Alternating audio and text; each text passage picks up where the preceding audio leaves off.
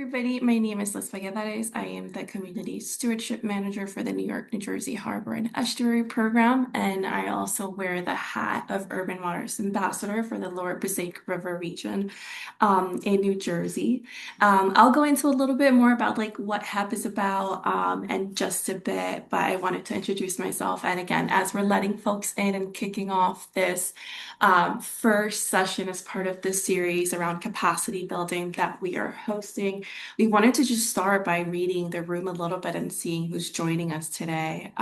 We have a lot of people that are registered for this call, so I'm excited to just see that there clearly is a need and we want to be able to help support you in any way that we can. So with that being said, you all wear many hats, so this might be a little bit of a difficult question. But what we wanted to do was get a sense of how do you identify yourself as. So coming into this room, we know you play so many different roles, but if you had to pick one for this training, we would love to know what do you identify yourself most with?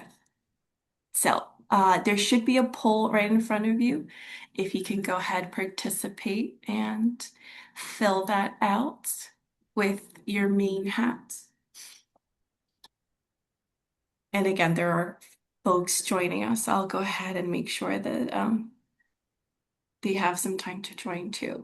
Hi, everybody. If you're just joining us, welcome, welcome. Please introduce yourselves on the chat and please answer the poll that's being shared with you right now. We know it may be a difficult question, but we would love to get a sense of how do you identify yourself when coming into this session?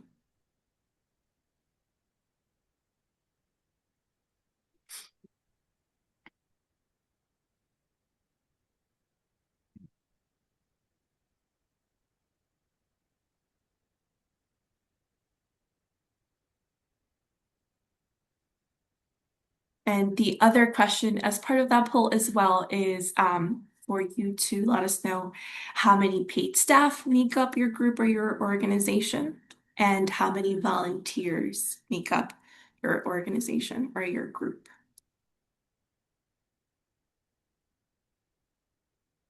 Okay, maybe we'll just give it one more minute. And for those of you that are just joining us, please introduce yourselves on the chat by name and affiliation. And if you can answer our poll, we just like to know who's joining us this morning.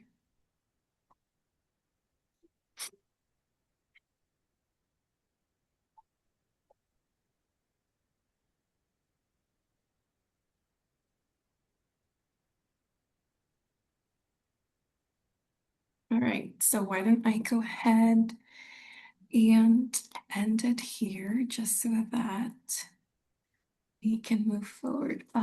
Folks are still joining us. Hi, everyone. For those that are just joining us right now, you have just a few seconds to maybe answer the poll, but if you can also introduce yourselves on chat by name and affiliation, that would be great. And then we're actually going to go ahead and get started. So I'm going to go ahead and close it just so that we can go ahead and move along.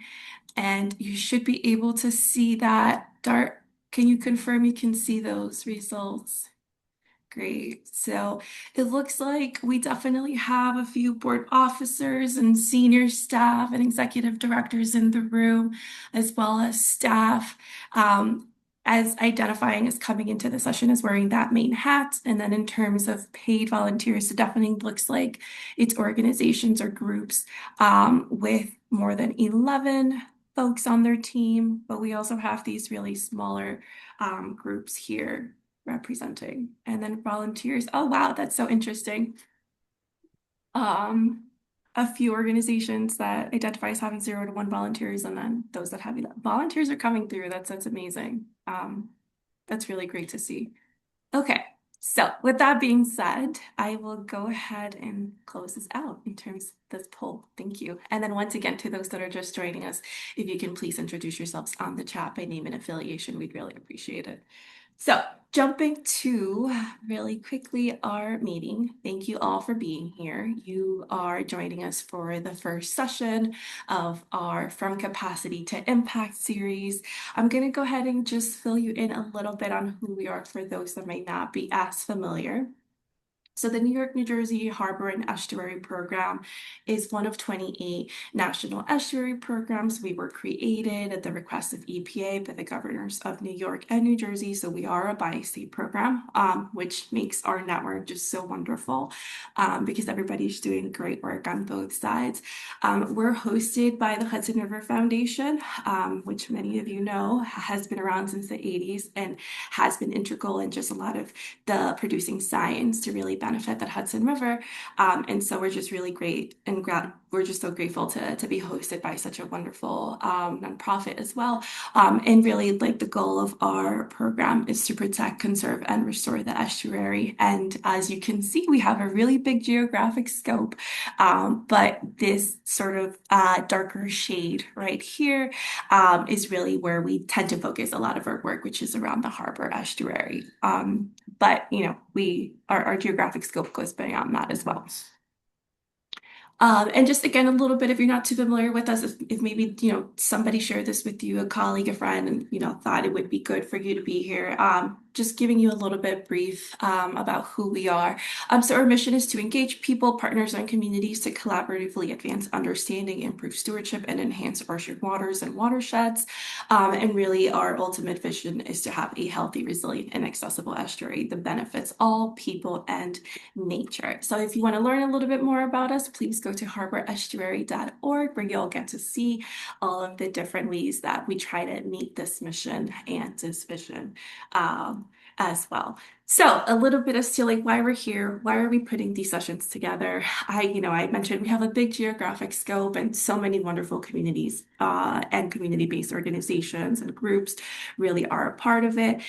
We know that you guys are at such a critical point in not only educating our communities, but you're also there to advocate for them, you know, to help them have a voice in a lot of the decision making that happens, which we know for so many ways and in so many instances, they sometimes are left out of the conversation.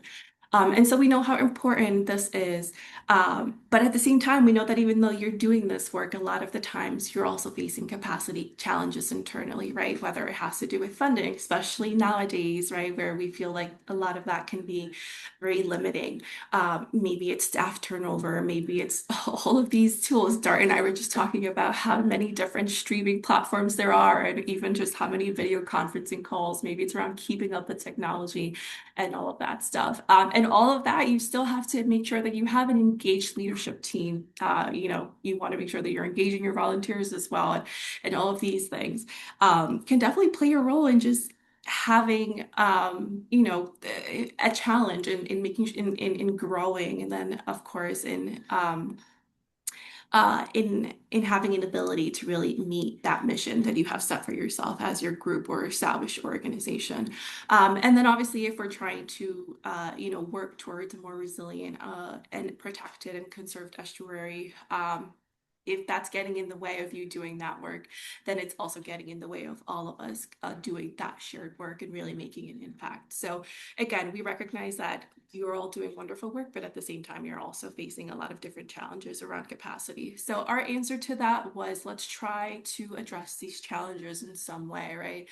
So in addition to obviously, I don't know if you're too familiar, everybody's in the room is too familiar with that, but we have our work groups, or we have a lot of different conversations, where folks can learn about, what's happening and how they can apply some best practices and tools to their organizations. But we wanted to do something just specifically focused on capacity. And so we reached out to a trained facilitator, Dart Westphal, who is very knowledgeable about this. And we wanted to do something that focused on this. That's lower pace, so we broke it down into separate sessions, separate trainings, and we decided that this is where we were going to get started. We were going to get started with a session that really talked about how you're going to be engaging your organization's governing body or leadership to really try to get things done, to get things started. You're doing a lot of this wonderful work. You want to make sure that you keep the momentum and that, you're creating something sustainable, but you're also having the help in order to do that. Our next series will actually be in September 17th, and that's going to go into different stages of how a group gets started. What's that sort of next step, and what's the ultimate goal. And then on October 22nd, what we want to do is we want to be able to get together and think, okay, now that we have these tools, now that we have these lessons, how can we think strategically on creating the estuary we all envision, and making sure that, we're helping our communities, but that we're also working together, that we're not working independently, right? Doing these goals, like a lot of our organizations just want the same thing. And so it's really about applying those tools with coalition mentality, really, and thinking how we can work together. So again, this is the first session as part of this series. We also want to hear more from you in terms of what you would like to see. So just keep that in mind. Um, and then before letting Dart take it away, what I'm going to do is I'm going to ask you all to just have this opened. If you have your phone with you, it would be great if you can just take this QR code and open it up on your camera.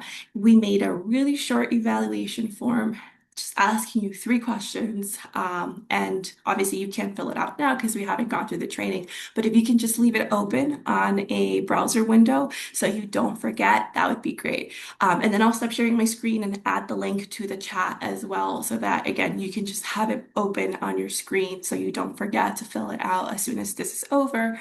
And again, you'll just have the chance to give us your thoughts about what was helpful during today's session, what could be done better, and then, of course, like what else you would like to see, because this is very much something that we want it to be molded by you as well. And so we want to be able to take the feedback that you all give us today.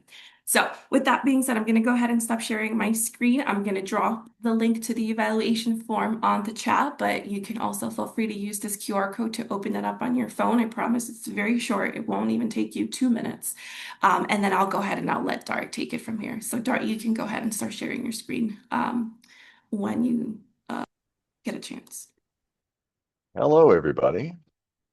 So I'm going to share the presentation. My name is Dart Westphal. I am currently a consultant with the Support Center for Nonprofit Management. I know a bunch of you out there. I was the director of the Environmental Studies program at now Manhattan University for about 5 years. I've been an interim executive director, a board member, an executive director.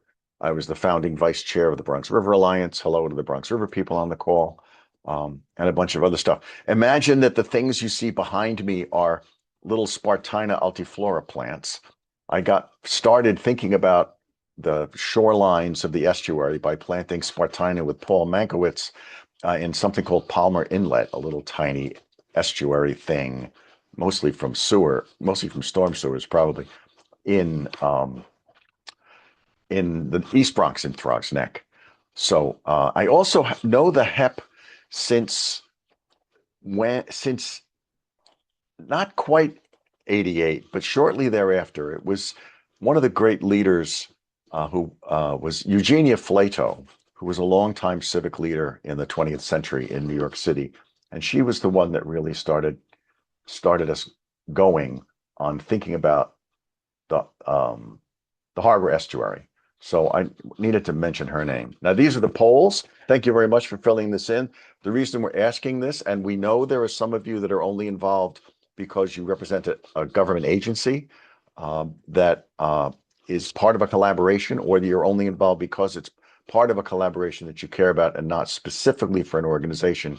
But we are going to focus on not-for-profit organizations, NGOs, whatever you want to call them, throughout this series. And if you are from a partnering agency, understand that we will work on this to help you understand the kind of organizations that you're working with.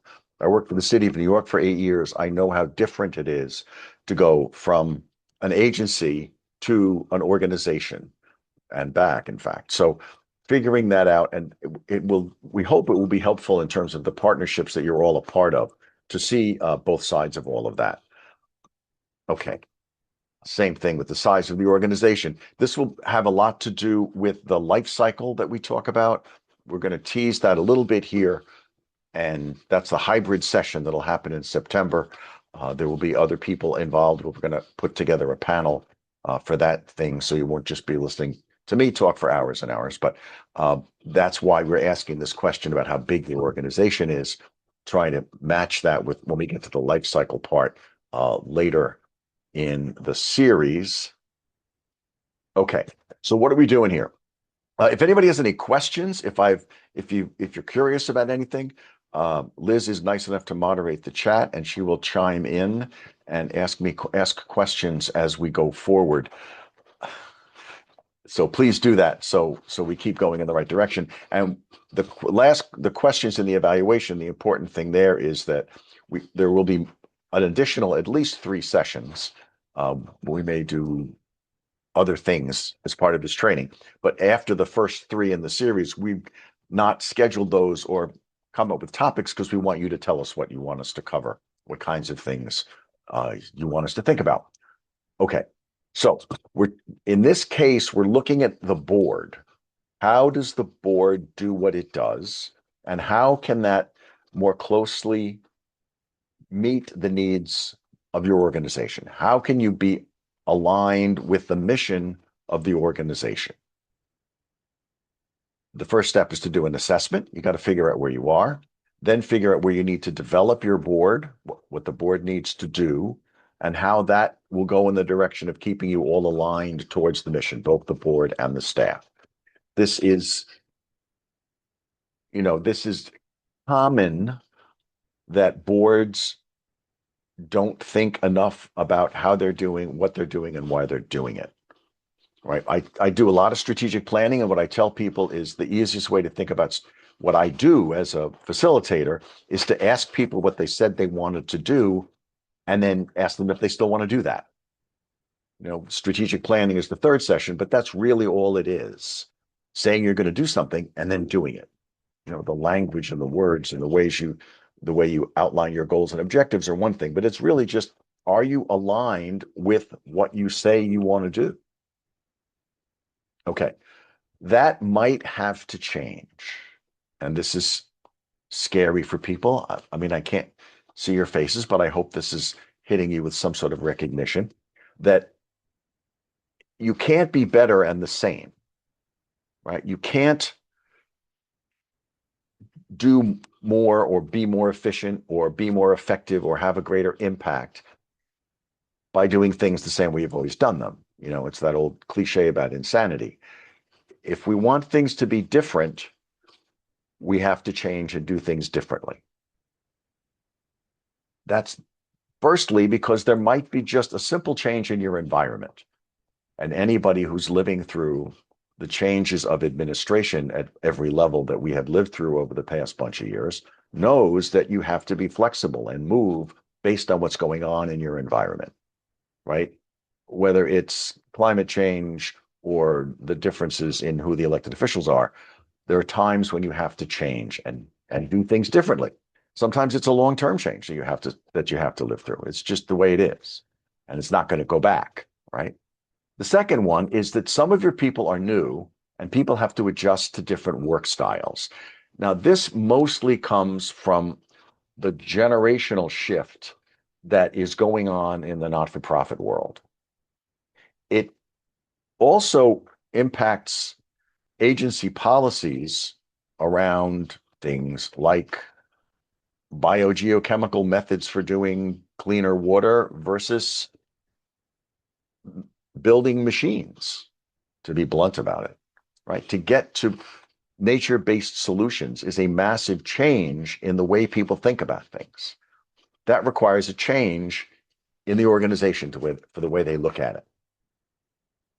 There was a massive bunch of literature around the next generation of leaders in the not-for-profit world, maybe 15, 20 years ago. It's something we could talk about, but it is simply a reason that people have to change, accepting that people work differently now. My wife and I joke about how we were never taught to work in teams. Like, I don't want to work in teams. I want to do what I do, and I'll tell you when I'm done, but that kind of change in style is something that people have to deal with. Thinking about how your board is, there's only 2 examples, by the way. There's lots of other reasons why change has to happen. Thinking about how your board is organized and operates is the first step in coming up with a better alignment with the reality that we're in. Okay. So, first of all, do you have the basics? Do you have for example, functioning committees with strong leadership who work together well? That's a hard sentence. That is hard. The board has to deal with its own, with governance, with itself, how it's governing the organization. And we'll talk about what that means. There's finance, but there's also audit. And in terms of better practices, I never say best, but in terms of better practices, separating the finance and audit committees is a good idea. Having people that watch the finances, get the monthly or quarterly reports from staff, et cetera, right, is different from the people that look at the back end when things are done at what the audit looks like, what the 990 says. Those are different functions. And so people that are in charge of one should not necessarily be the people that are in charge of the other. Is there a program committee? How do you provide some kind of governance direction, big picture direction around the program of the organization? How does that happen? We're going to talk more about that. And then an executive committee that can make quick decisions when they're necessary between board meetings or between other times when you get together. There are organizations that require a broader membership to make decisions. There has to be a full membership meeting in one organization that I was a consultant for to make almost any decision. Clearly, they changed that when they went through that process. They were growing. They were not the kind of grassroots group where 30 people in a room can make every decision. It was a big organization. They had a multi-million-dollar program, right? So they had to change that and make sure that there was a plan at the beginning of the year, and then the board could execute that. Those kinds of decisions are things your organization will have to make. Okay. The next thing is, can board meetings be made better? How often do you meet? How often do you have to meet? The cliche around this is this meeting could have been an email. What should the board be doing? Right? Can you avoid reading the minutes every meeting? Can you put the minutes, the agenda, sometimes even the financial reports into a consent agenda? Sometimes it's called en bloc, a bunch in a different language. Can you put all those things that you do for the first 15 minutes, half an hour, depends on how copious your minutes are. Can you get those things out of the way right away? Now, this requires that the people on the board read the stuff ahead of time, right? So there's a sweet spot here somewhere, right? When do you send out the package? When do you send out the material to your board? If you do it too soon, it's going to get lost in the bottom of their pile and they're not going to read it. If you do it too late, they won't have enough time to read it. In my case, I remember always sending it out on a Thursday. And I tended to meet, this was a board that only met 3 times a year. I tended to meet with the board individually, one-on-one, every one of them. There were 10 of them. To meet with all 10 of them in that month or so before the meeting, and then send them the package like on a Thursday. Then they'd have it for Friday, they'd have it over the weekend, and then the meeting would be a Tuesday, so that on the Monday they could get around to looking at it. Now, of course, most of them read the thing on the way to the meeting on Tuesday morning. I understand all that, but they had options. They had me telling them what was in it, 20 minutes, half an hour. These are busy people. They're volunteering. Thank you, thank you, thank you. And by the way, thank you all for coming to this thing, for example. Thinking that you need to contemplate how you do stuff, right? Someone once said that the biggest time management problem is not spending enough time, not taking enough time to think, right? So how do you get the board to think about it ahead of time?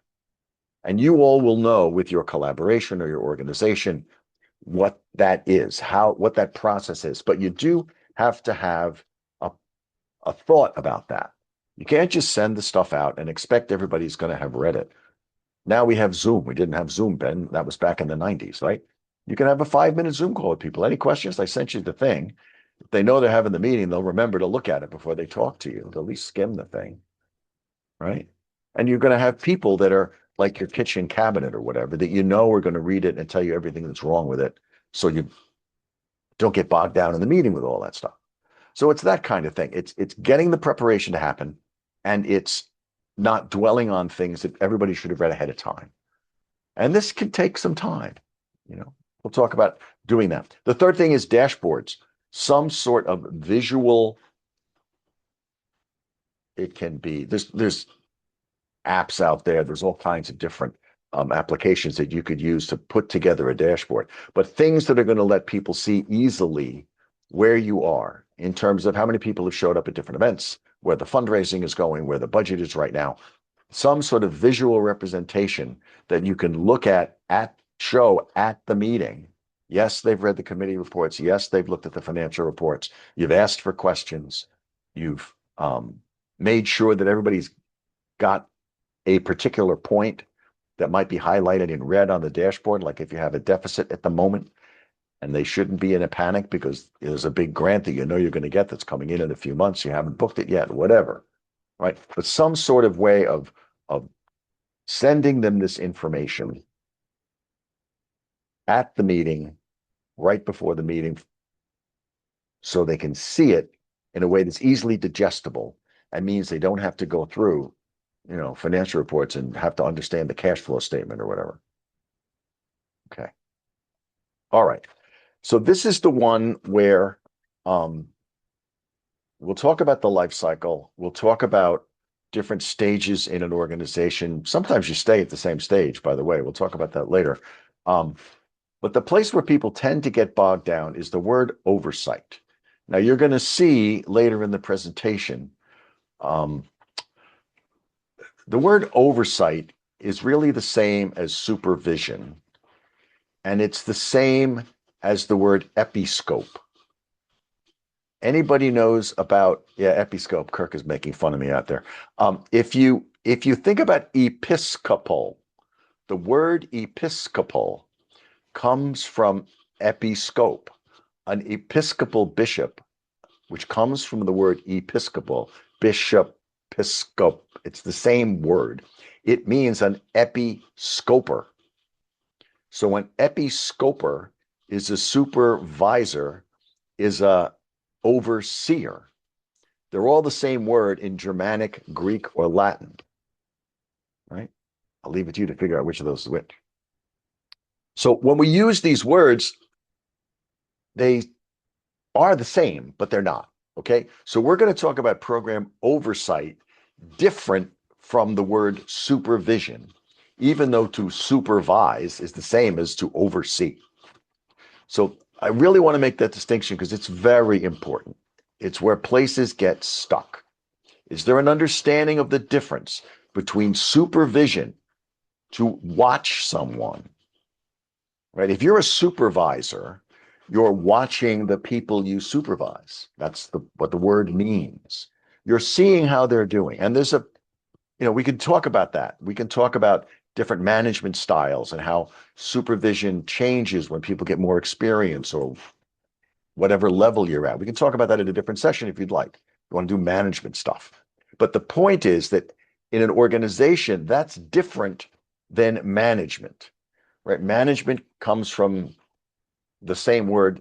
The Spanish word is manejar, means to drive, right? So if you're driving the car, you're not under the hood watching the pistons go up and down. Right? This is like a computer nowadays in your car that's making sure the engine's doing its right thing. You don't have to do that. Right? You don't have to watch the human beings who are doing the work every minute if you're the manager. There might be a supervisor doing that. You might expect the people that are at a level that they can do it themselves. The last one is governance. And this, again, is where people get bogged down. The governing body is just setting the direction. We're going west. We're going on this road. But exactly what lane you're in at any given time is the manager's job. Now, what tends to happen is that in both the cases of senior management and board members, they all used to be a first line boss at one point, probably. And that's how they remember what one is supposed to do, right? So you get in the habit of thinking that a manager is just a bigger level supervisor. when they're different things. When you're on a board, if you've been the boss of something, which a lot of people on boards have, you think that you're supposed to supervise the executive director. And that's when all of these things are when you start hearing about micromanagement. Now, I know I'm dwelling on this slide a little bit longer than some of the others, but it's, I've done a lot of strategic plans. I've been an interim executive 5 different times with organizations that, might have had problems, right? And a lot of the times it's not understanding the differences among these things. Executive directors who feel harassed by boards, or organizations where the executive directors, it's their first time running a thing and they're trying to micromanage everybody. How many times have you heard people complain about micromanaging? I'm being micromanaged. Right? When, as a manager, do you have the courage to let people make a mistake? Supervisors, how do you let people make a mistake? How bad does the mistake have to be before you step in? It can't be every little thing. People have to learn from something. I had a trainer once, one of the better trainers I ever had. This is his story, and I'll stop with this slide, I promise. He asked, I was in a job, I was running an office, and he asked me, how much do you know what you're doing? And I was like, young, insulted. So what do you mean? Of course I know what I'm doing. Oh, really? How much of what you're doing do you know? And I said, oh, I don't know, 80, 90%. He said, oh, you've been there too long. And I was like, what? Oh yeah, this was in a city agency, of course, where the turnover and the way of promoting and doing things was different than in a not-for-profit, but it's the same point. If you know everything that you're supposed to be doing, you're going to be bored. You're not being creative. You should be learning as you go along. You should be making a mistake now and then and fixing it, figuring out how to do that. And by the way, you're probably in somebody's way, right? You're in some other person that needs a promotion's way. And if you're not ready to take the promotion to the next thing, your bosses will probably send you to some other agency. They'll call somebody and say, can you take this guy? He won't take a promotion. He's in the way of somebody else I need to promote. And it's really not helpful. I was astounded, but it's really true. I mean, how many not-for-profit organizations are being led by somebody that should have retired a couple of years ago? I mean, I know this is harsh stuff, but it's 60 years almost, and I still can't swim in the Bronx River since the Clean Water Act. We got to move along here. So it is an issue about understanding, not micromanaging people, knowing when it's time to let people get on with what they're doing. Okay. All right. So if you've got clarity here, if the board is understanding that it has to change, right? It's got basic things. There's a finance committee and an audit committee. Now, in small organizations, sometimes that means the executive committee has to do some of those things. The executive committee has to be the audit committee, but there's a separate finance group, right? Once you're clear about that, then you can assess how things are being done, the actual significant duties that the organization is supposed to be doing, how close you are to getting your mission done. You're not getting bogged down in people getting upset because they're being micromanaged or whatever, right? There's a lot of excellent online outlines of board roles and responsibilities. Board Source is a good place to start. If you want to join Board Sources, others, I can, as we go through the series, I can provide some other examples. I'm just checking how we're doing on time. And we're good so far. Okay. So here's the question. Is your board currently evaluating itself? And list, yeah, we go. So there is the thing. And while people are doing this, are there any questions that I should be addressing? I'm not seeing anything other than I want to let you know that Liz said she appreciated how much time you were taking with the slide about micromanagement. Oh, that's great. It's always nice to have it reinforced that that really is a thing. It's pretty clear. But just a reminder for folks, if you do have any questions, feel free to drop them in the chat and Please, I will make sure please Tara do. gets Because them. we've scheduled this um, in a way that gives us plenty of time to do these things. Let me know how much longer you want to keep that poll opened. It Yeah, looks let's like the keep it up majority for a couple of participated. seconds. Let people think Mhm. about questions that they might have. And you can even say none of this is a problem. Everything on my board and staff is perfect if you'd like.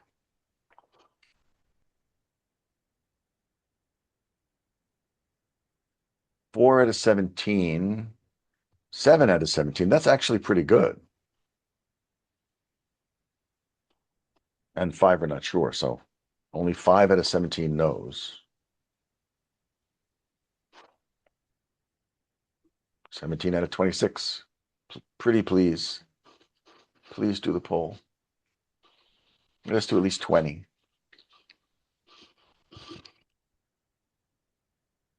I do think we have a group in the room who is with a government agency. Oh, So yeah, that's true. yeah, Okay. yeah. So that might be a little bit harder one to answer. Well, if you're with a government agency, though, you must be on a collaboration that has an advisory board That's true. or has a board.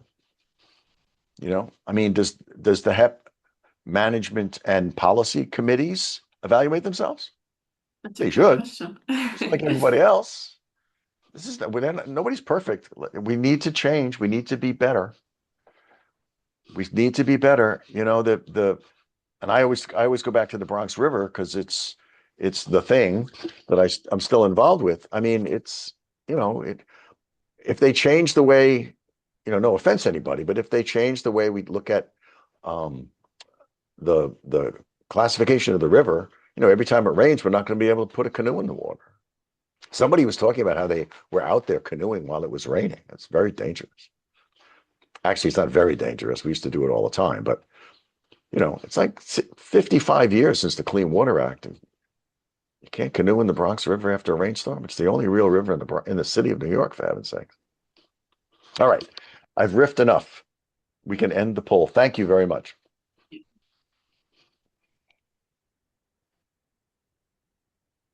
Okay. Okay. So 6 out of 19 say for sure yes.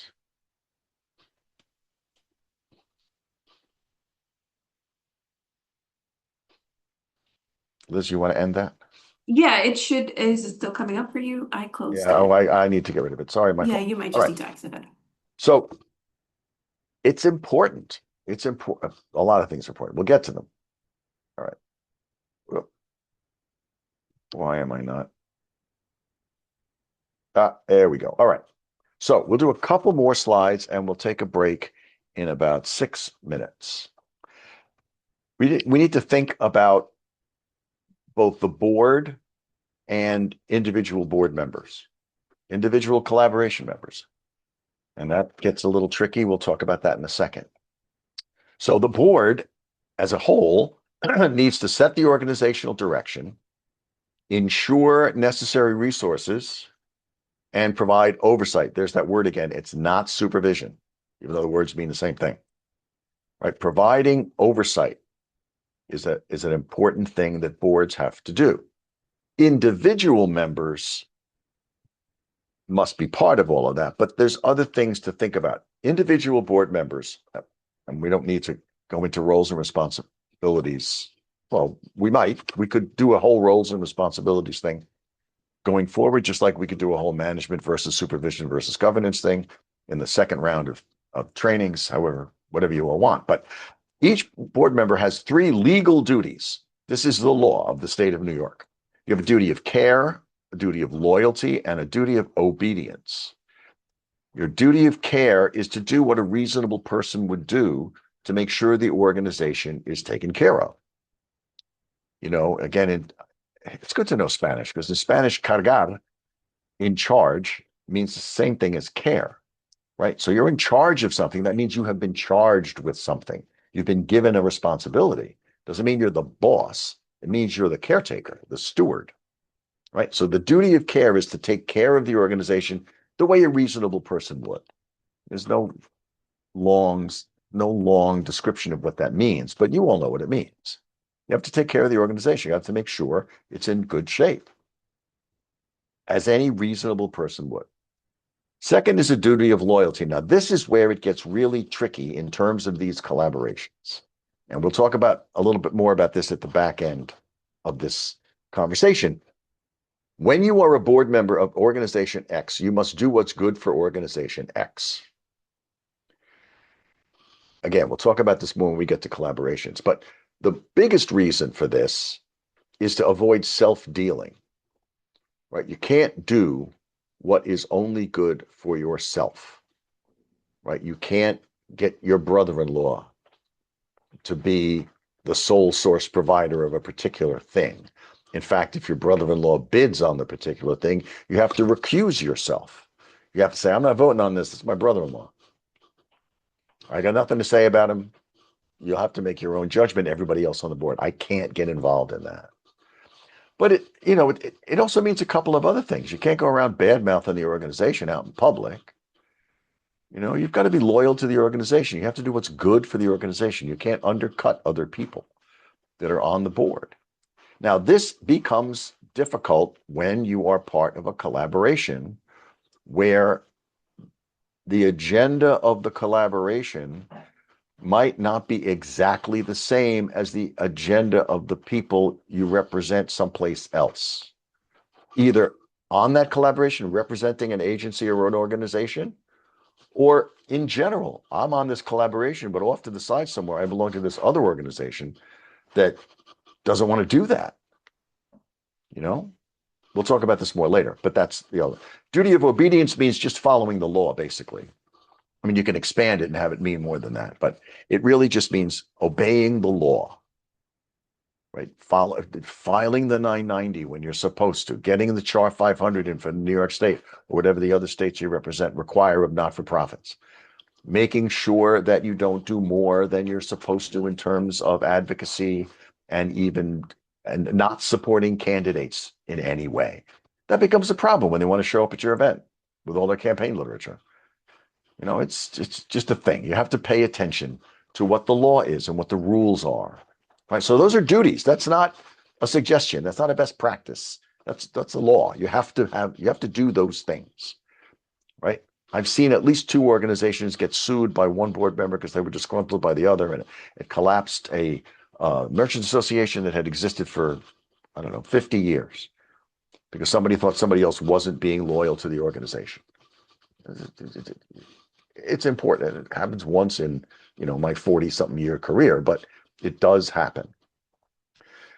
Now you get into ones that it's hard for people to do. You want to be an ambassador for your organization. What does that mean? Well, it can mean a lot of things, but you do have to reach out to practically everybody and at least let them know that this is organization I'm a part of. It's really good.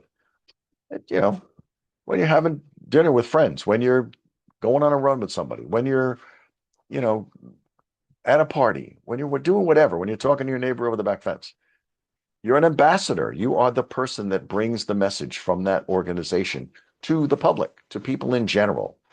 And this is, you hear board members say, well, we need to find board members. Well, how many people, we need to find a lawyer. People say, oh, we need to find an accountant to put on our board. Well, you can't just ask random accountants and lawyers on the street if they want to be on your board. They have to know your organization. They have to love it, hopefully. They have to be brought in. They have to be cultivated. Just like, and again, we could talk about reaching out to people both to provide time, talent, and treasure in terms of development, of fundraising, of things like that. But it's the same process. If you're going to find a board member, you have to start with a pool of people that love your organization. Well, what's that pool of people? Well, that has to start with a bunch of people that know your organization, people that have showed up at your events and left you their email address. Oh, goody. I've got a list.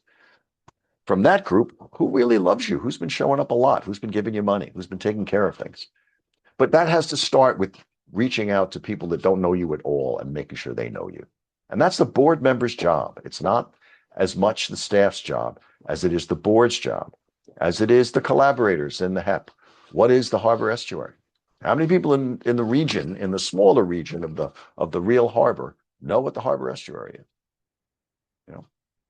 Jeannie Flato liked us at the Bronx Council for Environmental Quality.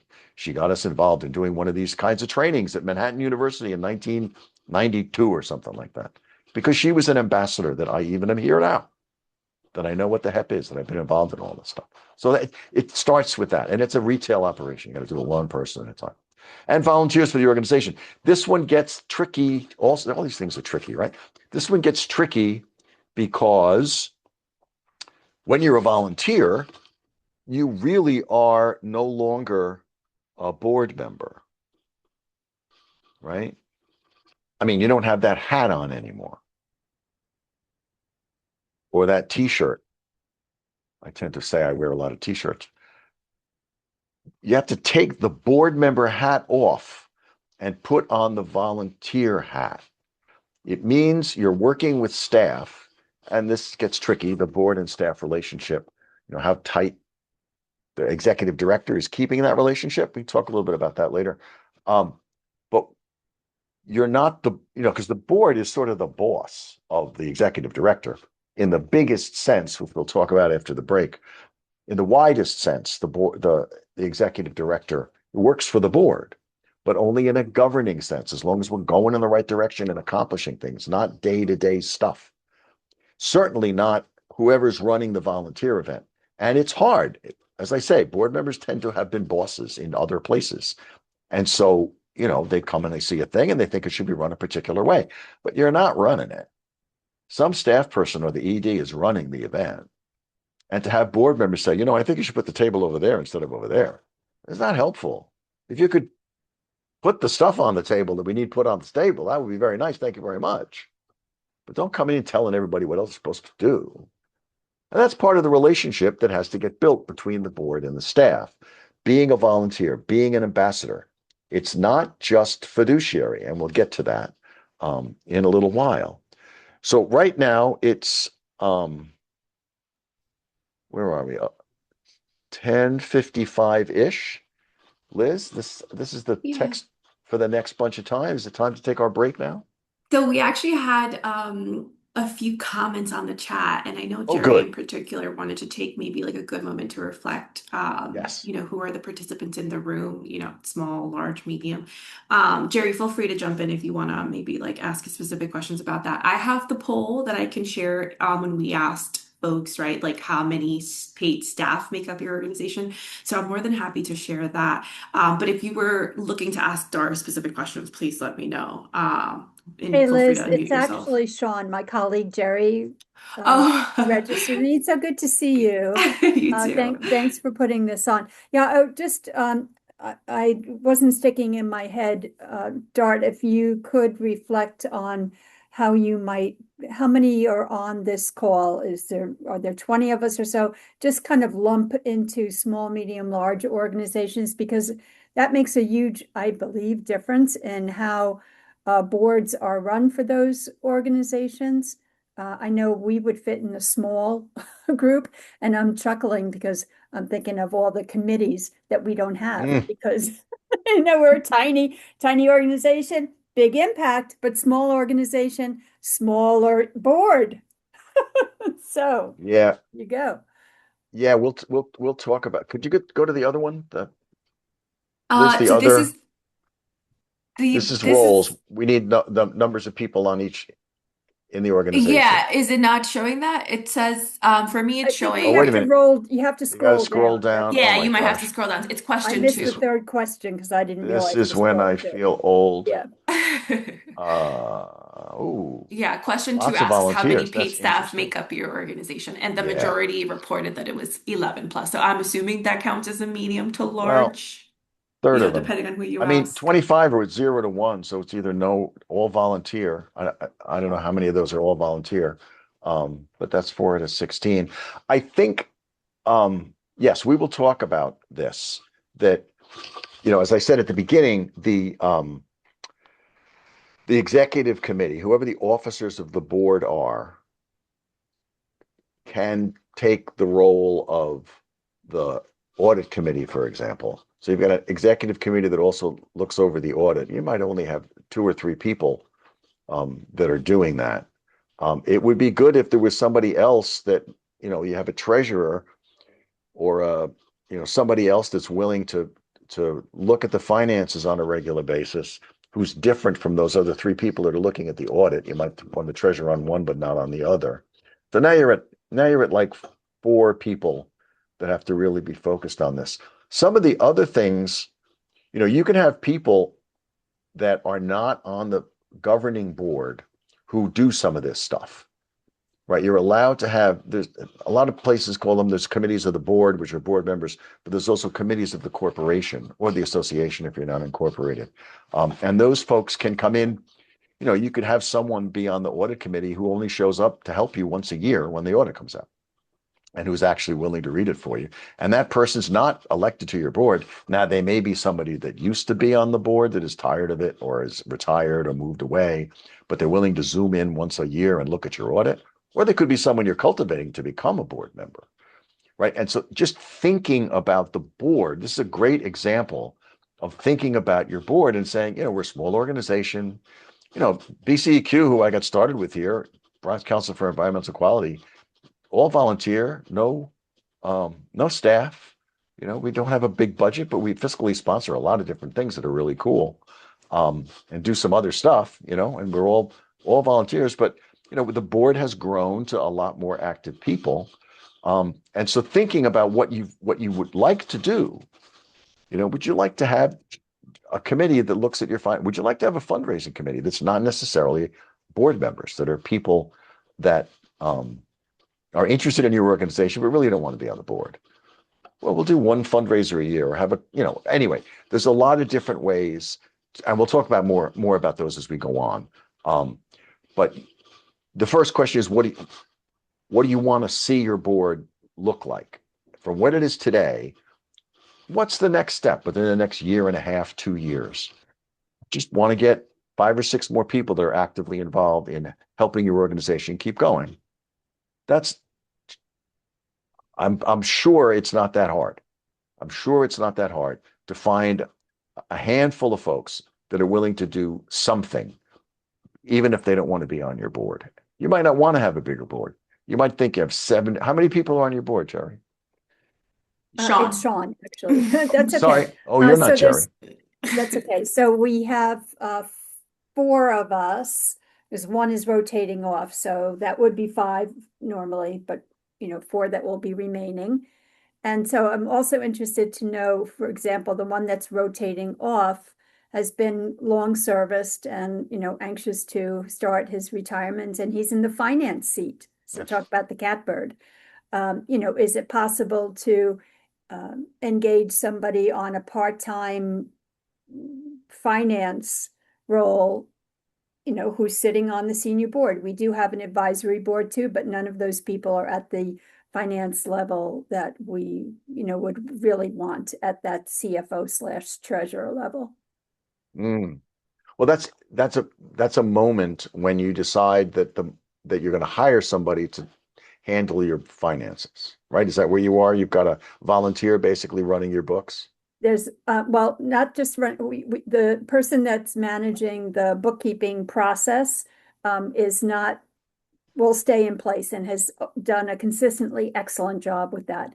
It's really and we have a CPA that files naturally all, and so the CPA and the bookkeeper run very closely together. It's the internal financial person who should have perhaps even more of a role than currently, had been having, and should be providing more support on the, let's say, budgeting and projections. Right. Yeah. Well,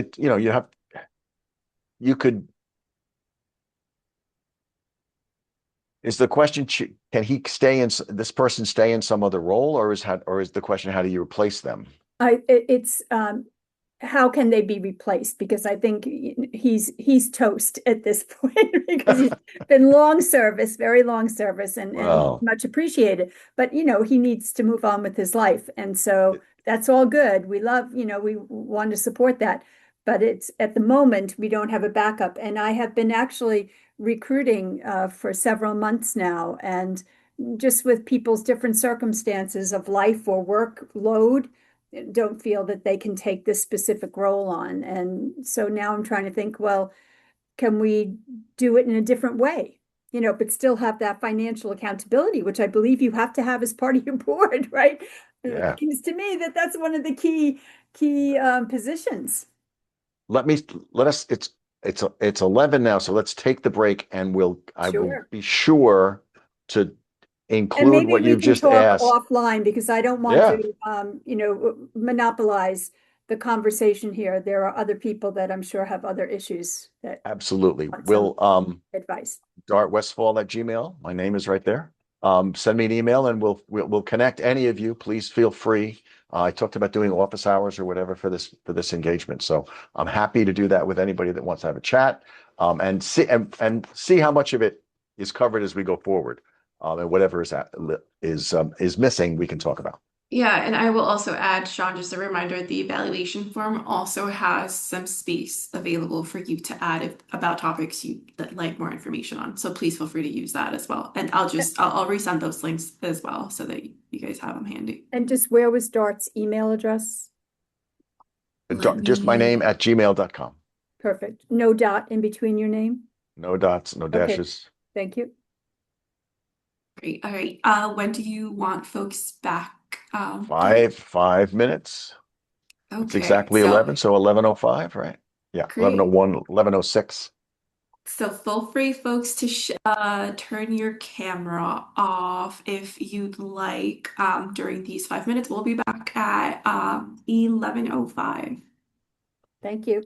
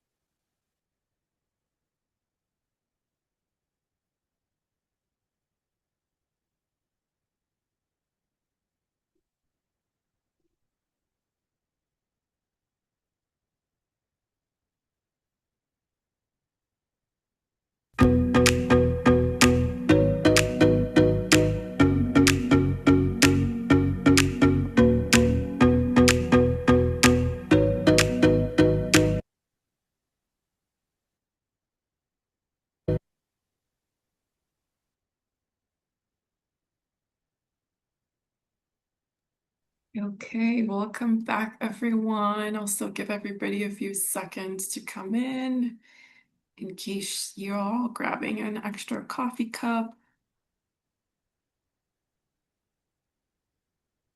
All right. Okay. I think everyone should be back by now.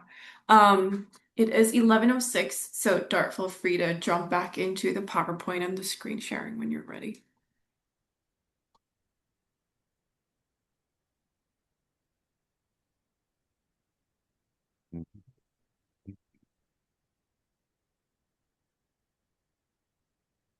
Seeing all those questions, they look really, they will be addressed. Yes, you anticipate me, all of you.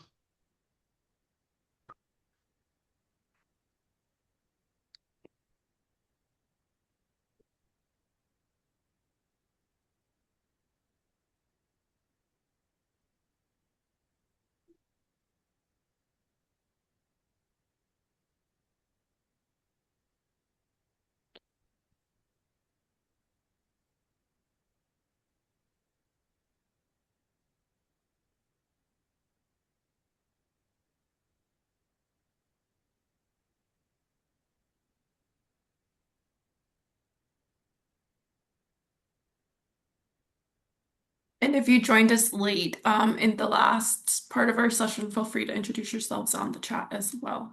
I know I saw a few folks join us, and actually we have a few more folks joining us now.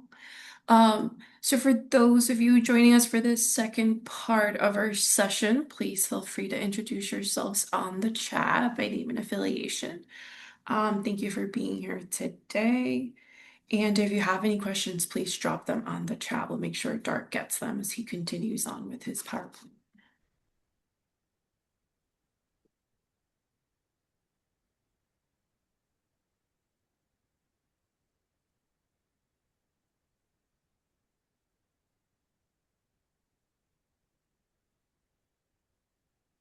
Right.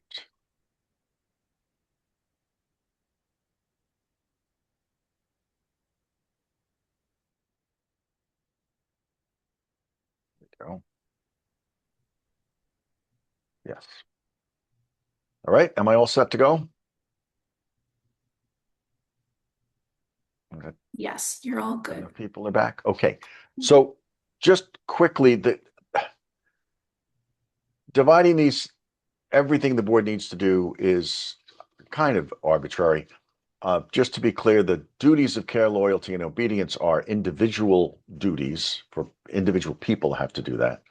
The board itself, they're just divided up a little differently, but this is really not exactly arbitrary, but it could be different.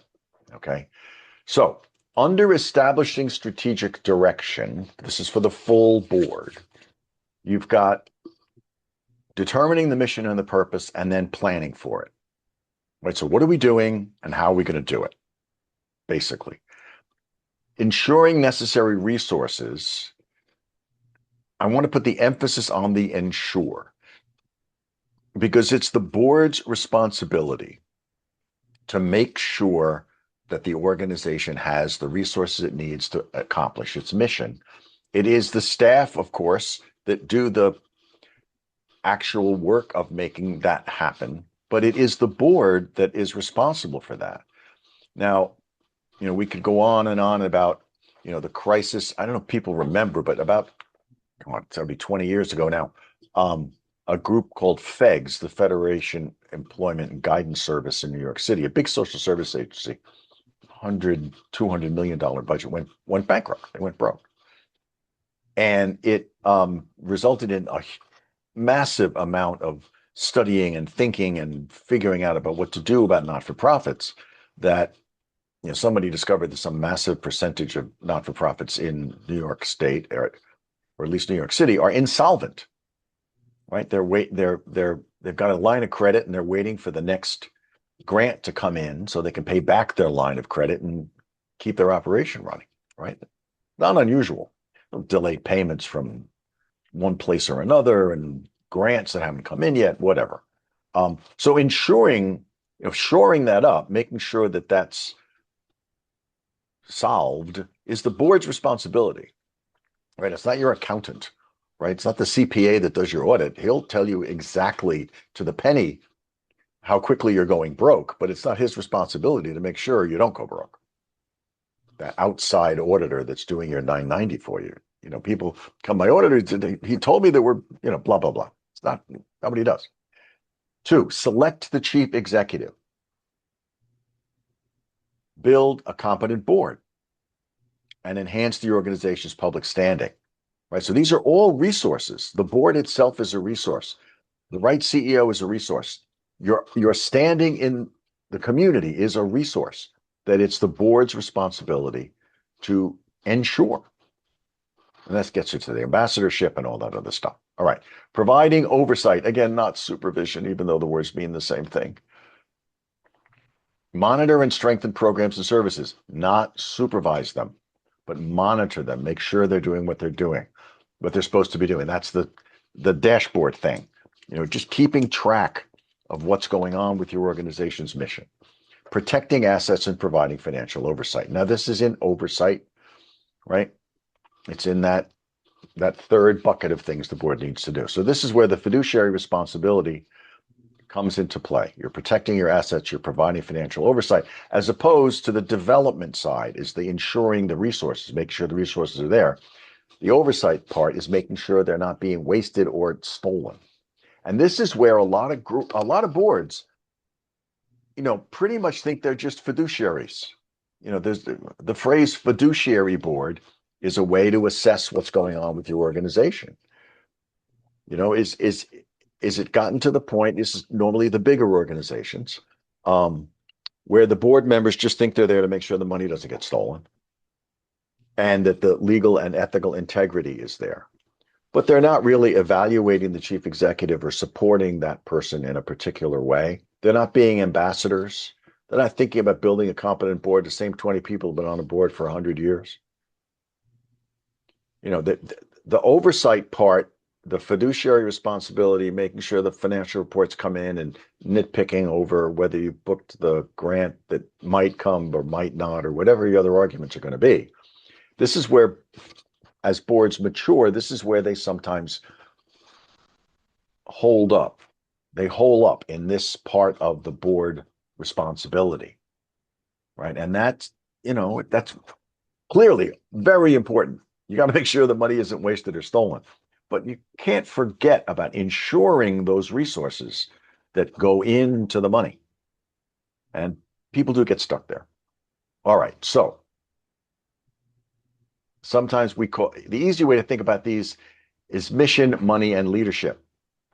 If they're clear about their role, this gets down to the not being supervisors, they can focus on things like, do the program support the mission rather than is program 1 meeting all the requirements of contract A? You know, really important, really difficult to do sometimes. For the 3 roles and the tasks underneath them, compliance, oversight, ambassadorship, they have to be organized in a way that helps to accomplish the tasks for your particular organization. If not, you'll get bogged down and not advance the mission. Get stuck nitpicking over what color the tablecloths are. So now, depending on the size of your organization, there are lots of ways to do this. You don't have to have sort of moribund committees that never meet, right? It's sometimes good to have a task force that does a particular thing. You can collect ad hoc committees that only exist for ad hoc, means for the thing, to the thing. Right? There's a task force that does a specific thing over and over and over again. The people that do the, you know, review your audit and check your 990 and make sure that every board member has at least seen it and knows what's in it, right? There can be ad hoc committees that only exist for a short thing and then go away. And non-board members can be on these committees, right? This is a way to cultivate people, to continue to use folks that have, you know, that are not interested in being on the board anymore, but they're willing to do the audit. I'm about to finish my term at a board like that right now. In January, I will leave a board that I'm on, and I will say I will be on the audit committee. I'll meet once a year, and we'll make sure the audit's in shape. I am not going to be on this board anymore. It's time for somebody else to move in. But those non-board members can be on these committees. You can put together a task force that looks at, and I keep using the audit, it can be anything. Non-board members can come in, they can look at your audit. There can be work groups that work with staff. And this, again, you're talking about things like volunteers here. You've got to take that board member hat off and say, I'm part of this working group. We're a team, we're working together, we're doing this thing. But these are different ways for you to accomplish things without getting bogged down in a procedure that is, you know, the specific thing everybody thinks about a finance committee, right? Okay. Now this is going to be for the next round of training, right? But I wanted us to get into it at least now at the beginning so that you can think about the different size organizations that you represent and how where you're going next in the development of your board, because this is the governance conversation, fits into one of these places, right? And there's two ways of looking at it, so you don't get stuck on this one necessarily. This seems to generally mean you're going to have to go through all these, you should go through all these stages. I don't want you to think like that. You don't have to get to the large organization impact expansion place. What this way of looking at it calls core program development. Close alignment between your programs and your mission and vision, clarity in the organization as how those two things relate and how you're going to do them is where organizations start. The next step, policies, good communication between staff, assumes there's going to be staff, evaluation efforts in order to improve programs, is the infrastructure development stage. Sometimes people call this institutionalization, and it starts to scare people that they don't want to be an institution. They don't want to be a corporation.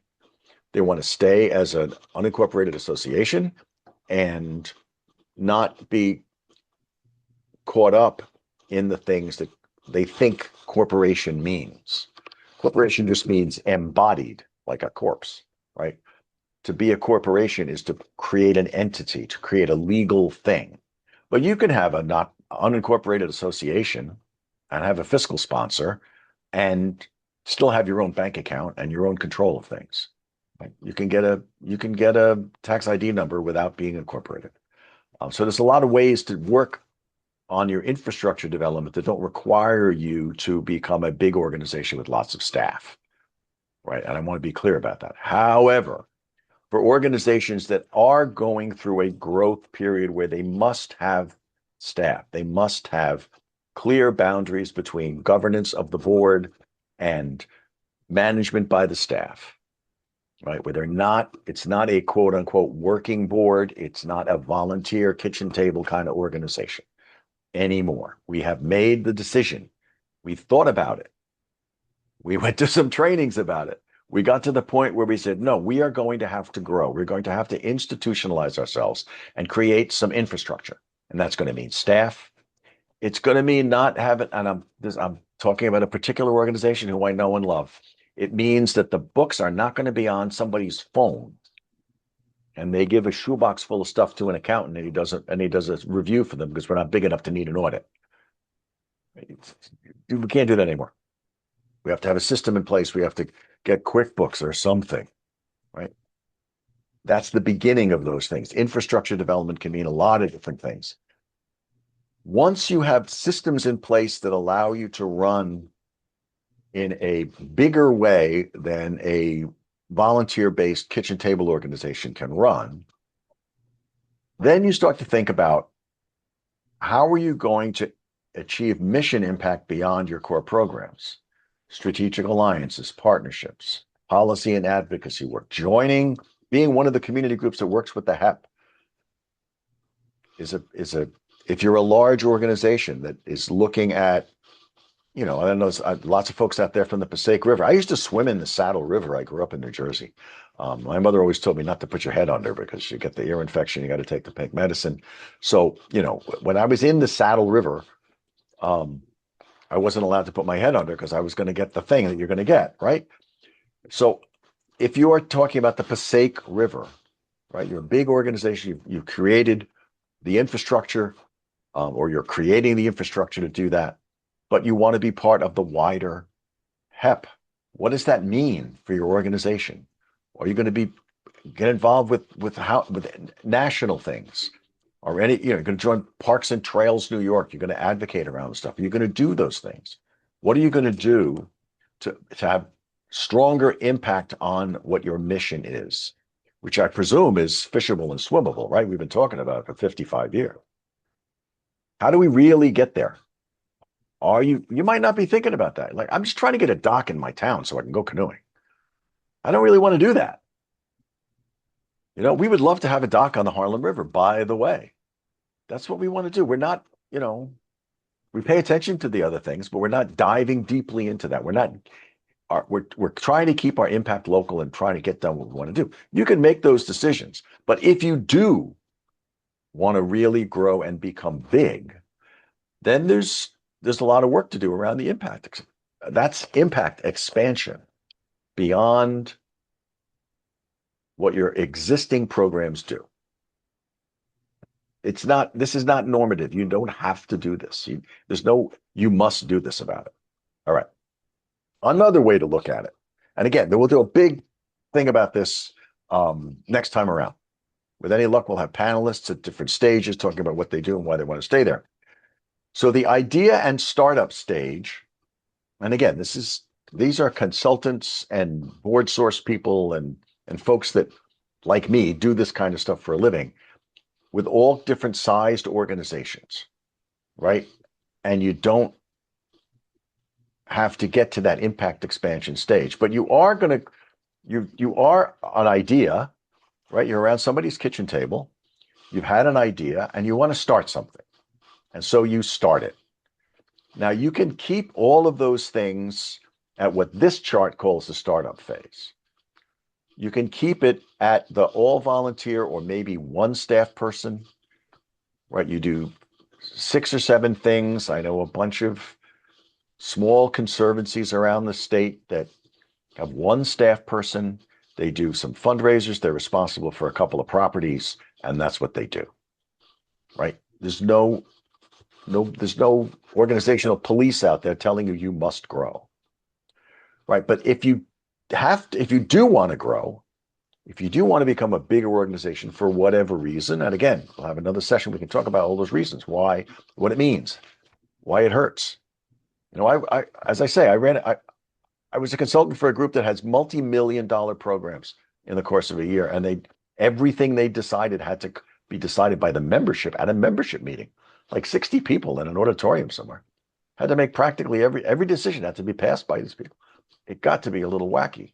But anyway, if you get into the growth stage, if you want to put some systems in place that are regularized, that aren't ad hoc, you make a different decision every few months because you want to, which does in fact happen, believe it or not. These different parts of the organization, and again, this is a somewhat arbitrary division. What's the difference between management and administration?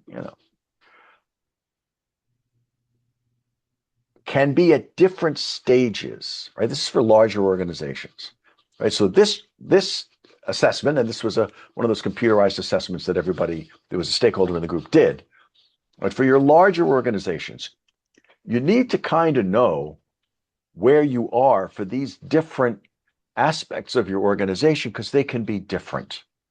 And when you're doing the assessment of where you are, like what are we doing? This looks like an organization that has just hired an executive director, maybe for the first time, right? They've got outside finance people. They've got a bookkeeper and an accountant that are doing a great job. They got a treasurer on the board who's paying attention to everything. The administration, they have one staff person who's been like the coordinator of the organization for a while. They got a couple of program people. The board is very hands-on, both volunteer and in the sense of managing the organization. And their programs are growing. The board's doing okay. The finance administration are at maturity level, but they don't have staff level management. In that sense, they're a startup. They've just hired somebody. They got to that. So if you're thinking about what's going to happen in the next part of their, let's call it strategic direction, not exactly a plan, what they have to do is figure out how that's going what's going to change here about their management as they grow. Or maybe somebody just left. Maybe somebody quit or was fired. Are they going to hire an interim director here? That's what I would suggest. But are they going to do a search and somebody from the board is going to really run things? These are really good questions, especially in times of transition for an organization. So we're going to talk about that at the next time around. But I wanted to tease it now because a lot of these things are different depending on what size of an organization you're in. So in terms of life cycle, just to get a sense, can we do this poll of when was your organization founded? Yeah, Dart, before we jump into the poll, I did just have one question on the chat that maybe it'd be best to Yes, bring up now. So Mary good. had a question. If you could clarify how an unincorporated association can get a tax ID. Did you mean using the fiscal sponsor, or is there sort of like a different No, way? you can actually get your own. An unincorporated as an unincorporated association, you'd probably have to have something resembling bylaws, like guidelines or something like that, and some officers and a board. I know that as far as the IRS is concerned, generally, fiscal sponsorship doesn't really exist. As a fiscal sponsor, you are responsible for the other organization's thing. But an unincorporated association can get a tax ID number. You can just file for one, and that'll allow you to get your own bank account. Now, if someone gives you money, since you're not a 501c3, they don't get to deduct it from their taxes. But, as the local Little League, for example, um, you could just exist as an unincorporated association and have your own bank account. Thanks. Great. Hopefully that answered your question, Mary. Okay, I'm going to launch the poll. Mm-hmm. You should be seeing it now.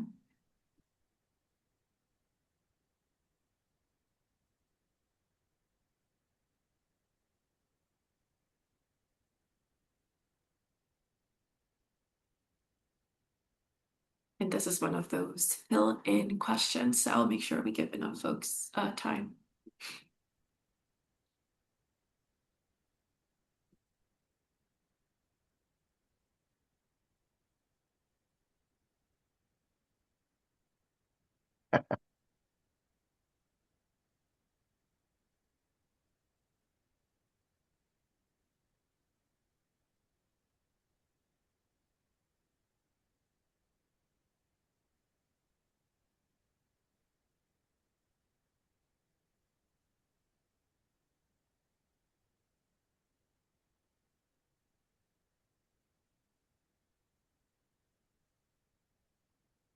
Okay, and then we're at 69% participation, Dart. Let me know if you feel good with that or you still want to wait a couple more seconds to get us Yeah, thoughts. let's give it another half a minute. Mhm.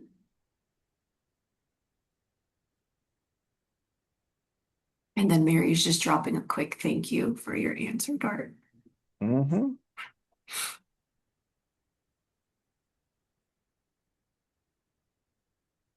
Okay, so I can see 73% have participated. Okay. Can we see this?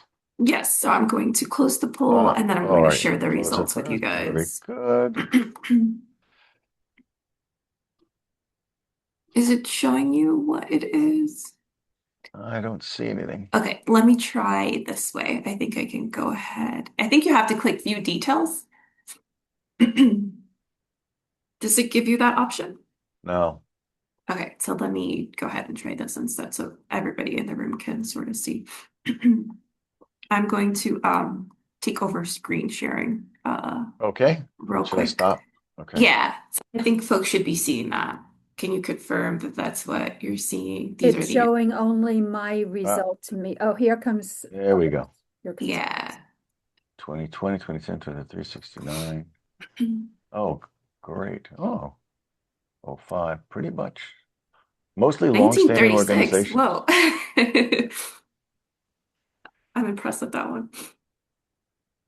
Mhm.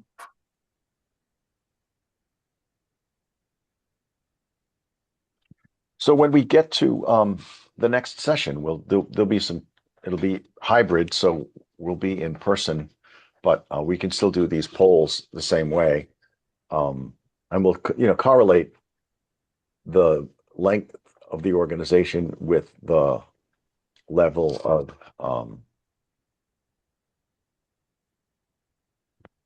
what life cycle they're at, and see if there are organizations that have been around since the 60s or the 30s that are still volunteer organizations.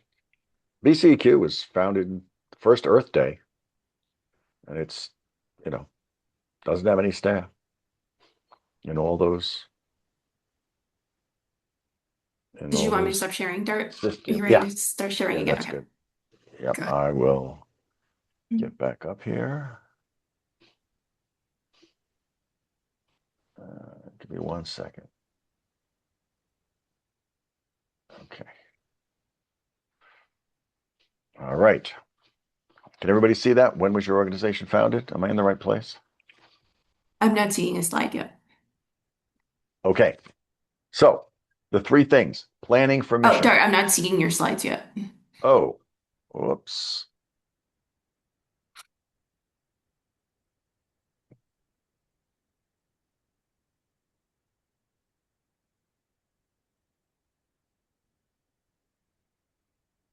There we go.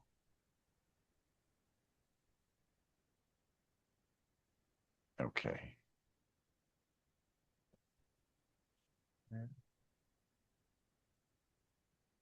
All right.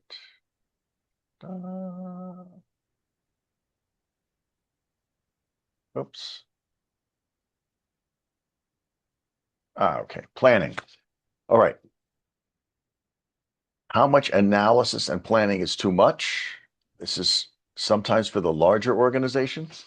Um, Charles Lindblom, a classic article about management called The Science of Muddling Through, is an example of how to figure out when it's time to just get on with it. And it was mostly about um, government policy decision making, but it's certainly true for not-for-profits. I tend to think that most strategic plans and any kind of plan, it's particularly true of collaborations, have too many goals, particularly if they're about change. We want to change something in the organization. We want to do more or less of something. It's hard to do more than a couple of those a year. So if you have a 5-year plan, you're going to change one big thing a year for 5 years. It's going to exhaust the staff. So how much analysis and planning you can do to reasonably get something done. I mean, if you get one or two things from this session that are going to really make a difference in the way your organization runs, that's a huge success for us, right? If I go to a conference and I get one or two really good ideas that I'm going to implement, actually do, that's really worth it. You can't take these lists of 47 things and do them all. You just can't. Similarly, there has to be program oversight, and boards have to understand the programs with focus has to be on the mission accomplishment, not day-to-day operations. We've talked about that enough up to now, but that's the mission part of what boards need to do. Now, fiduciary responsibility. Boards can move beyond their fiduciary responsibilities for the budget and really think about how they can help develop resources. And these are decisions this is the institutionalization thing, right? But it counts for all kinds of organizations.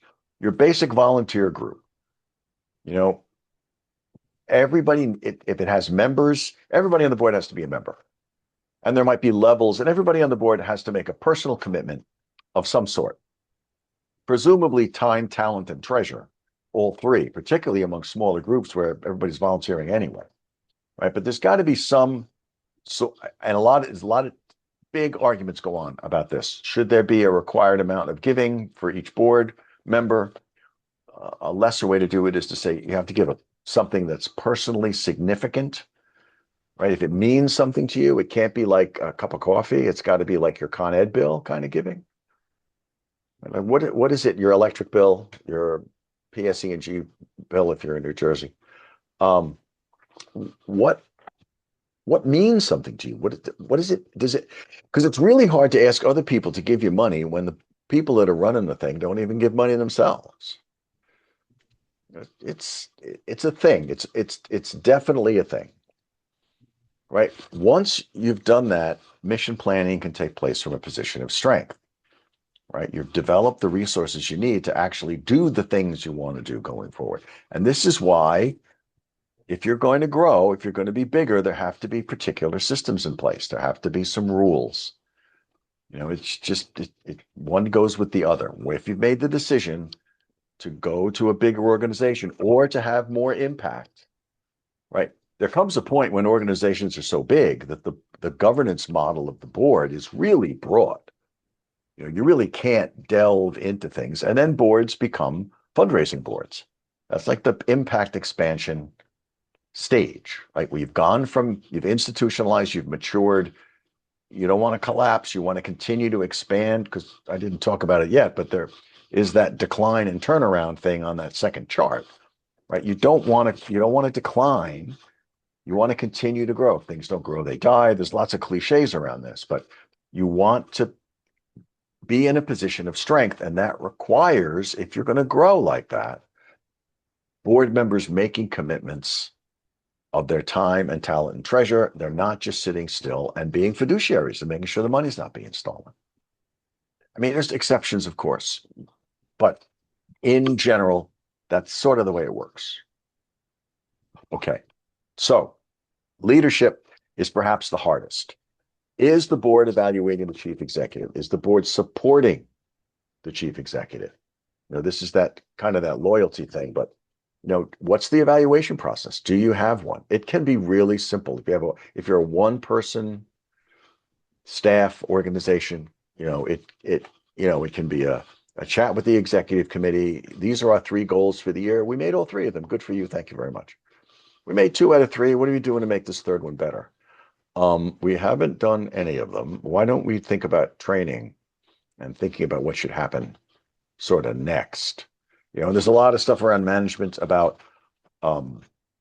how you deal with people that aren't doing what they need to do, whether it's staff or board. There's a lot of different things we can talk about. If you want to talk about management down the road, we can certainly do that. But there's got to be some sort of evaluation. It can be informal and very gentle, or it can be serious and have very high standards. It's up to the organization how they work and what you're doing, but it has to happen. And then supporting the CEO. What are you doing to support this person? They're probably underpaid and overworked. Odds are pretty much even, if not better than even, that that's what's going on. How do you deal with that? What do you do for CEOs and staff who are underpaid and overworked? What other kinds of compensation can there be here? If you can't give people raises, can you do some sort of tuition reimbursement for junior staff? Do you think about how the board is providing those resources to help the staff want to stick around? There's a lot of different models for this. I won't dwell on it for more than another half a minute, but you can have a 10-person staff and 5 of them are not going to stay more than a year or 2. It's just the way it is. I mean, they're young people. They don't get a lot of benefit. They're not getting a lot of benefits. You don't have a lot of money. Maybe your senior people are getting health coverage, but maybe your junior people are not. You've got some sort of, small payment to partially pay for their health coverage wherever they're getting it from, whatever all that means. But what can you do instead? What can you do because what you want to do is to get those people to stay the 2 years instead of the 1 year. Because in 1 year, you barely know where the bathroom is, let alone how to make the programs be better. It's that second year with junior staff. If you know they're going to leave, you got to plan around that.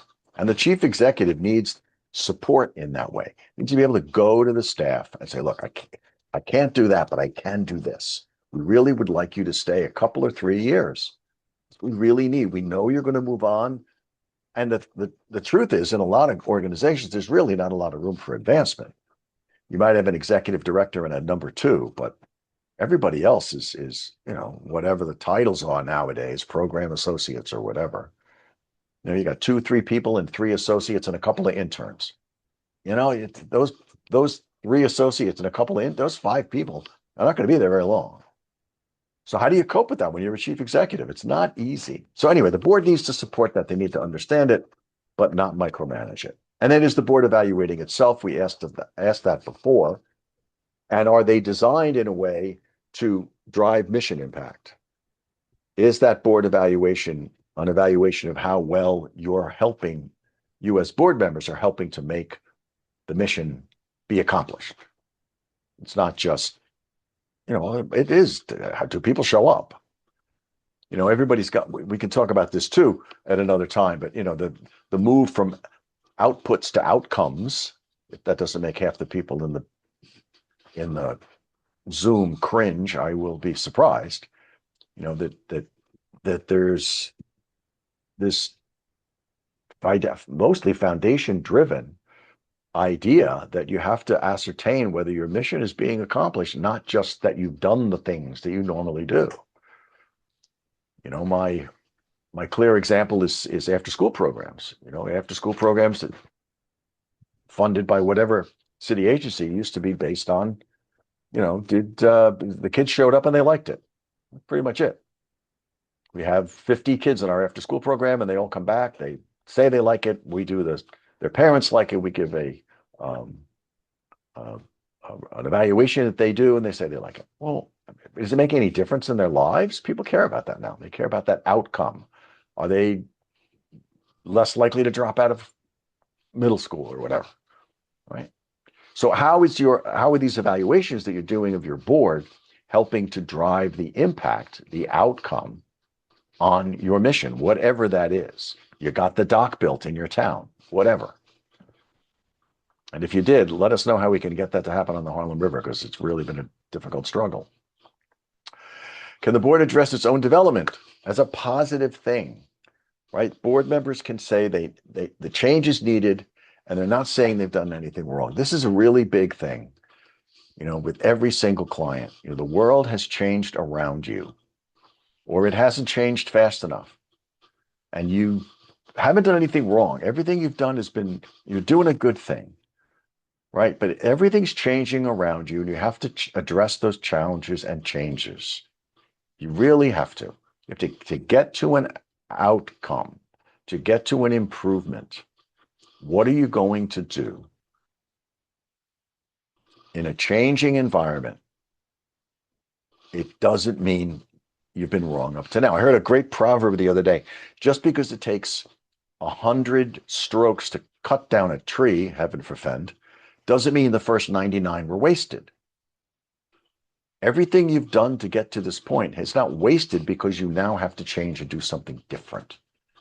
And it's as you develop your board, if you get the board, you need a couple more board members, and you need to think about how you're going to be an ambassador and how you're going to do the outreach and how you're going to put together a bigger group of people that love you, that might want to be at least on a committee, if not on the board. That's different than what you used to do. That's okay. The world has changed around you. Things are different now. You have to change in that way. And keeping that positive attitude about change, you can't be better in the same. All right. So another way to look at it is that there are 3 realities. And this is sort of this is an evaluation, okay? One side of an evaluation of the board. There's always 3 things going on. One is what you say you do, what you aspire to do, right? What your bylaws and your resolutions say. We're going to do these 5 things. This is how we operate, right? There's going to be a XYZ committee. Well, do you actually have that XYZ committee? Do you really do those things? I know plenty. I've had foundation people when I've been doing series like this for their grantees. And I said, well, we need to look at their bylaws and make sure. And they're like, what are you talking about? We don't bother with the bylaws. I'm like, well, you give people money and you don't know if they're following their own bylaws? You don't think that's important? No, that's not important. So, well, okay, but we're We're a management support organization. It's what we do. We're bylaw nerds. We read that stuff. Do you actually do that? Maybe you don't want to. It's okay. It's okay. We haven't had an XYZ committee in years. We just can't find anybody to fill it. We don't have one. There's no bylaw police going to come and tell you should do that. You have to do that. Right? But you should know the difference. And then there's what is the best practice, right? Sometimes just knowing what the board knows it should do is a big change.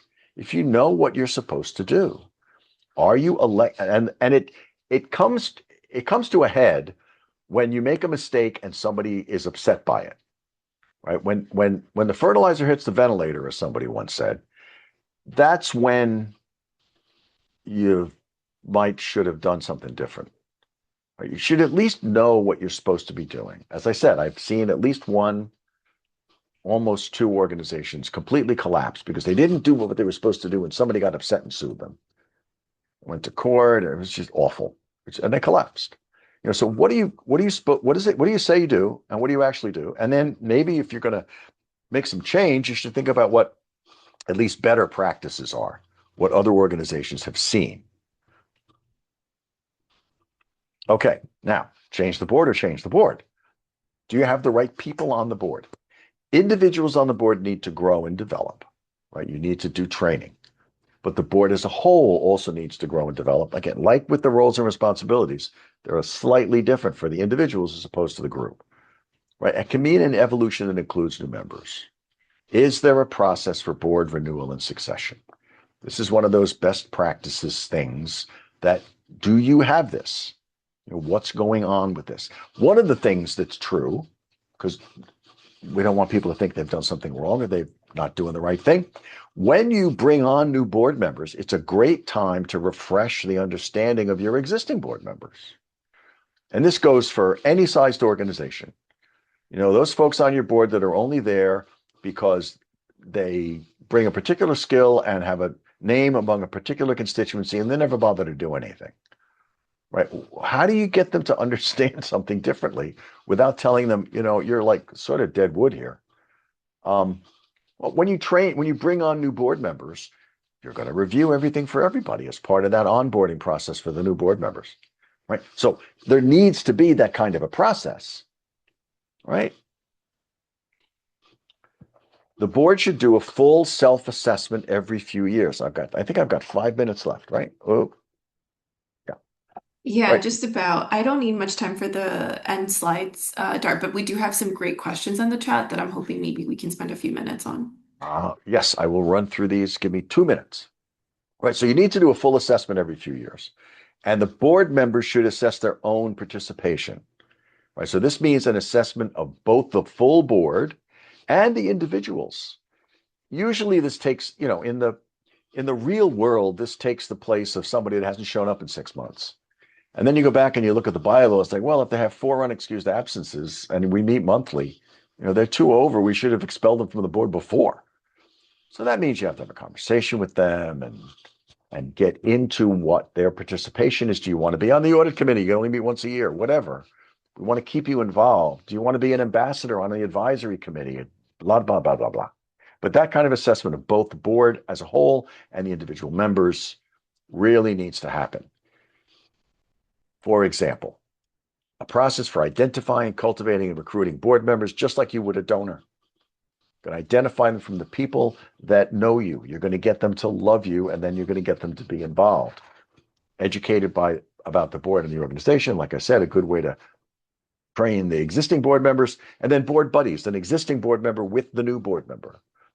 True of any kind of size. And then the great question, do you have term limits? Do you even have terms? I know plenty of organizations that haven't bothered to have an election until they have a vacancy. Years and years go on. You should have a 3-year term. You should have term limits. These are best practices. You might not do them. What do your bylaws say? You can't have the same people and nobody new on the same board for 30 years. I promise I have seen this happen. All right.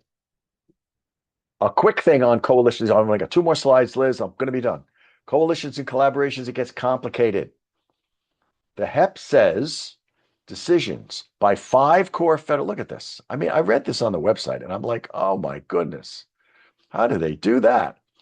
5 federal agencies, 2 states, 11 sewage authorities, hundreds of counties, cities, towns, and millions of property owners. They're the ones that are really shaping the estuary's future. So there has to be an action agenda that outlines the shared priorities. Those of you in coalitions, collaborations, and organizations that might have government partners with you, it really has those shared goals within a shared geography usually require an awful lot of work, right? And it's that duty of loyalty way back in the beginning that we're talking about here. Maybe the members or their organizations don't share the same priorities or even methodologies. How are we going to make the water clean? Well, there's a lot of different opinions on how we should do that. You know, I'm into Spartina Alta myself, but some people think building tanks to collect stormwater is the way to go. Makes you all know this. You all know how much work this is, but I couldn't go on without saying that you are now on a advisory committee, right? This is the advisory committee that's brought this stuff forward, right? You are the Citizens Advisory Committee. Program decisions, helping to develop and implement the agenda, promote public awareness. There's that ambassador role. That's what you're doing. Does everybody know what the HEP is? Probably not. So the policy and management committees are analogous to the boards, the way we've been discussing them. And as with any other organization, an advisory committee, and if you have them for your organizations, this is where this comes in, right? They provide guidance and advice to the management policy committee, like your advisory committee would provide advice on your board, or they do specific tasks, promoting public awareness, doing finance, helping with finance, helping with development. And that's where, yes, these advisory groups can do fundraising, technical assistance, assessment of the program's impact without having to be board members, as we discussed before, when you want people. Ambassadors to the community, import these duties, candidates to fill future board seats or places for outgoing board members to serve so the experience is not lost. And with that, thank you very much. I took an extra 2 minutes. Thanks, Dart. Okay, I'm going to jump to some because again, some of these questions are really great. Jen had a couple. I think you touched on some of them when you were talking about how to recruit board members, but she had a really good question about what strategies do you have for reactivating inactive board members? And then I do have 2 other questions after that. So if you want to be a little quick about just that to one, be yeah. just to be quick, deciding whether you want to activate them or not is the first step. Like, are these people going to come back or are they just not? You know, and then this. So, like with an employee, it's redesign, reassign, release, right? Maybe your board service isn't designed the way that you want it to be. How can we redesign what you're doing as a board member, like you would with an employee? What can we do to make this better for you, to make this worth it for you? And there's ways to redesign things. Having them take on a different role, do a different thing, right? Or you can reassign them to something completely different. Reassign them to the advisory board, for example. Reassign them to a committee that's outside of the board, a task force, a particular thing that you want them to do, where they might be more interested. And if none of those things work, you know, if you can't put them in a different place on the board, put them on a different place off the board, you have to say, look, this looks like you're not interested, really. You know, and thank you very much. Goodbye. We'll give you a dinner. You know, we'd like to thank the retiring board members at a cocktail reception where we hope other people will give us money and become interested in us. Thanks, Dart. That's it.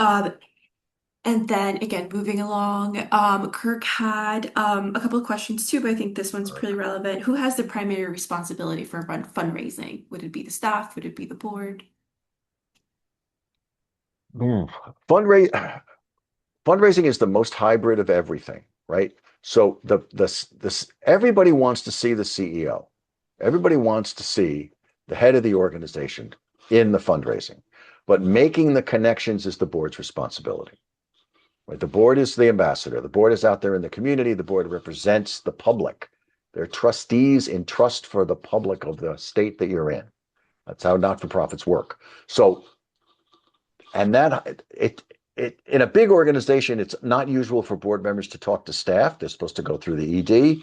There are informal things and work groups and stuff, but there shouldn't be, it becomes very different depending on your organization. But in almost every case, the head of development talks directly to board members, in addition to the chair, to the CEO, ED, president, whatever, who is the one that the giver wants to meet. So it's you can't do it. It's a three-headed person. It's a three-headed monster, a three-headed whatever. You've got the person that does primary development, who might be a board member if you don't have a staff person.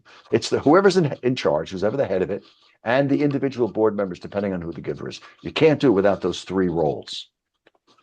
And all of them have to take responsibility. Everybody has to say, I have to do this work. You can't say, well, the ED is supposed to do it or the board is supposed to do it. It won't work. Thanks, Dart. And then maybe here's your last question. We do have 3 minutes left. Rup has a question. What are some of the recommended topics that you would include in bylaws? And include in what? In bylaws. Oh, wow. I think, they're all pretty generic. They're all nowadays, they're all pretty, first of all, they're too long. And second of all, nobody reads them.